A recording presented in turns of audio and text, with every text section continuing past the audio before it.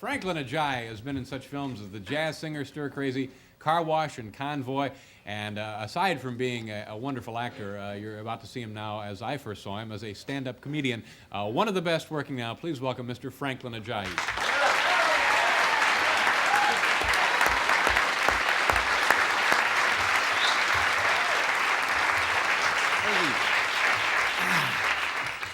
Gotta get loose, you know, getting old, Jack. I am getting older. I got a gray hair, okay, which scared me to death one morning. Woke up one morning, and immediately when you see gray hair, a man, Jesus, talking like an old man already, starts to look and see if he's going bald, okay? That was the next thing I started doing, seeing if I was going bald, because I didn't want to end up looking like Kareem Jabbar without any warning, you know what I mean? But I'm not. Okay, one thing I have noticed is that when black men go bald, they don't worry about it and really go through a lot of changes like white men, okay? I think it's because black men know they don't have as many options. All right, so they have to get their mind right. A black man will look in the mirror and say, I'm bald.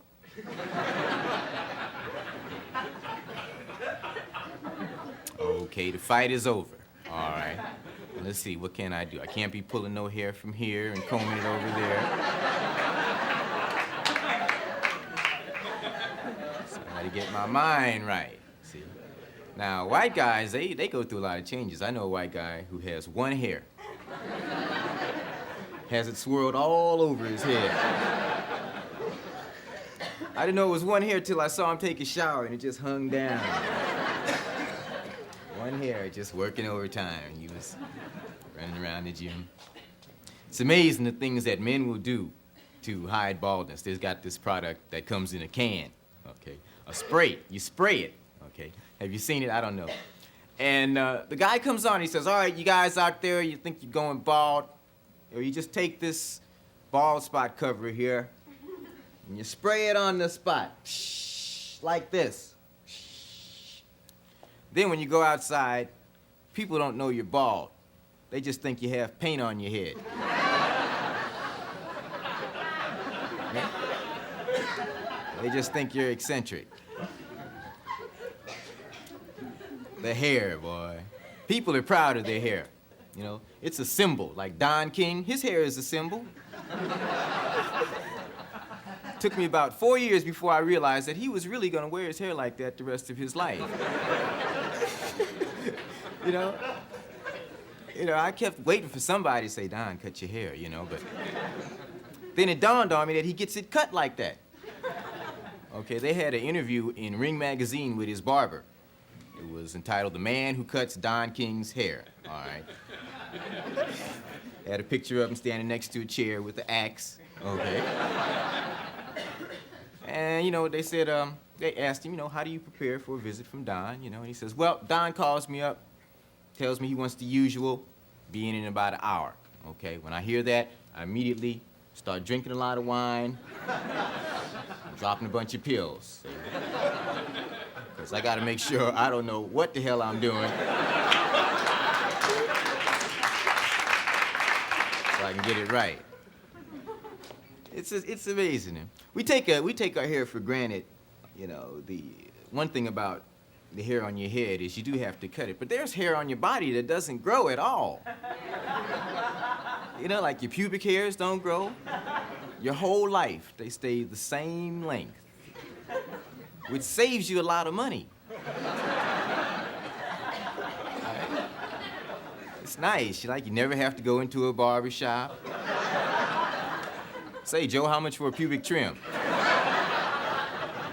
Well, my stuff's getting out of hand, man. I got a job interview tomorrow.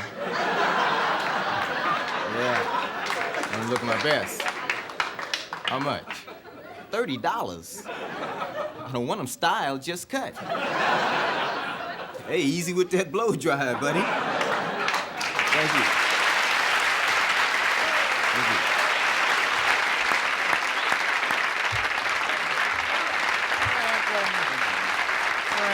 Franklyn. Got a job interview tomorrow, huh? Yeah, man. How are you? Depressed? Well, about what? What's the problem? Why would a fellow like you be depressed? Oh, I'm in really good spirits for me. Yeah? Yeah. We were speaking earlier before the program, and you said that you were touring the country and you enjoy it.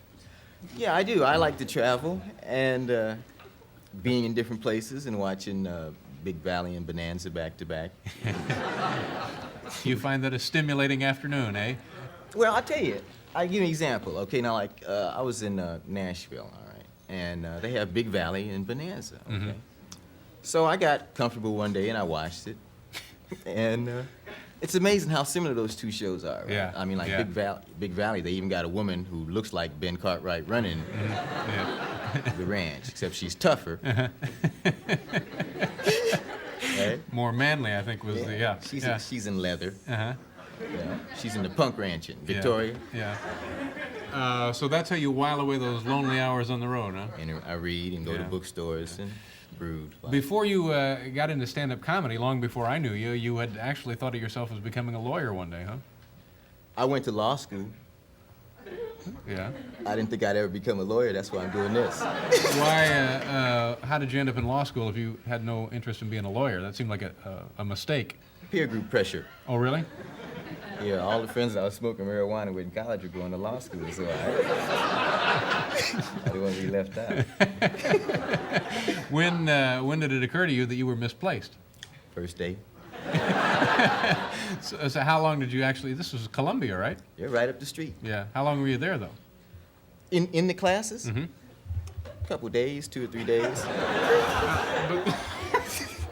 This is This is true. It's a big expense to enroll and move all the way from California to New York to go to law school for a couple of days. Well, yeah, they had affirmative action in those days, right? So I borrowed a lot of money.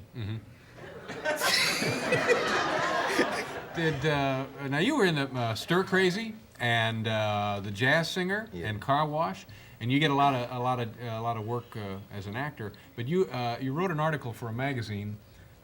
You mentioned that being an actor in Los Angeles or being an actor anywhere and being black was a precarious and disillusioning circumstance.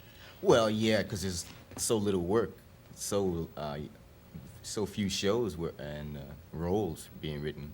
For instance, this year, like the NAACP had an Image Award where they give awards to black actors and actresses and for movies, and they didn't have anybody they could give one to. Okay.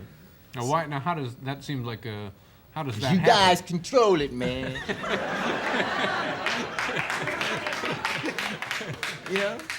So. If I was the head, I'd be writing more stuff. You know? Yeah. So now, fortunately, you can do other things besides just act, right? I can do this and Yeah. Yeah. play basketball, you know. Now you must not be the only person aware of this problem. I think so. You think you're the only one? No, they're working on it. In fact, they're meeting with the people, I don't know, out in Los Angeles, because the acting industry is out there. The Screen Actors Guild is thinking about doing something. The NAACP leaders are meeting with the industry leaders. They were threatening a boycott of films, Yeah. okay, to try to get more roles for black actors and actresses. So you feel optimistic at this point, or? Well, I never feel optimistic. I always have a wait-and-see attitude. I'm like you. I'm a comedian. I'm chronically depressed, like you. What the hell? One day you may go back to law school. Never. Never. Franklyn Ajaye, we're going to pause here. Coming up, you're finally going to get the man who runs the Potato Museum.